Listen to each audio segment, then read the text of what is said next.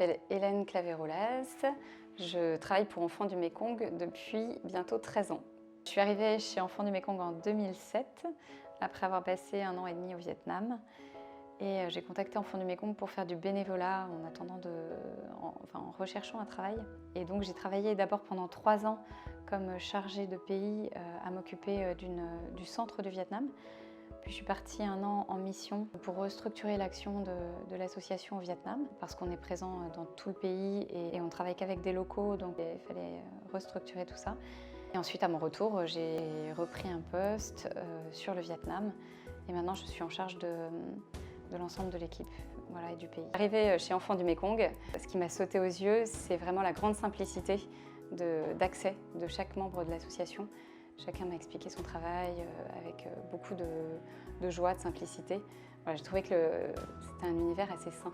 D'abord, ça veut dire être au service des enfants pauvres. Ça veut dire que tous les jours, on se rappelle que notre vocation, c'est celui qui est au bout de la chaîne de l'association. Enfin, c'est l'enfant le plus nécessiteux et sa famille. Enfants du Mékong agit au Vietnam depuis le début des années 90. L'association s'est d'abord développée dans le delta du Mékong, beaucoup auprès de familles qui avaient été dans des camps de réfugiés après les guerres du Vietnam, après 1975. Les camps ont fermé et ces familles ont dû repartir en ayant perdu leurs terres, leurs biens, leur travail.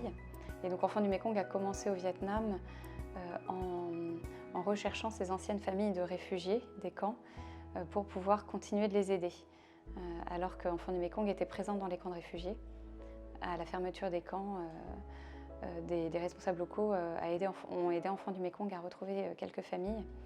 Voilà, donc ça a été le départ d'Enfants du Mékong au Vietnam. C'est essentiel de partir en mission dans mon travail parce que c'est le cœur de mon travail, c'est de me mettre au service des responsables locaux et des filleuls. En Asie, on travaille avec des personnes qui sont très peu dans la culture de l'écrit. Si on veut vraiment avoir toutes les informations concernant l'ampleur du travail que font ces personnes-là sur le terrain et aussi la situation des familles, il faut aller voir par soi-même. Ce qui m'anime au quotidien, c'est clairement la relation avec les responsables locaux parce que 70%, 75% de mes emails sont des emails qui m'alertent sur un grave problème de santé d'un filleul, me demandent si on peut faire quelque chose. Ça peut être une réponse qu'ils m'envoient suite à la question d'un parrain. Dans le cœur de notre métier, c'est d'être attentif à tout ça.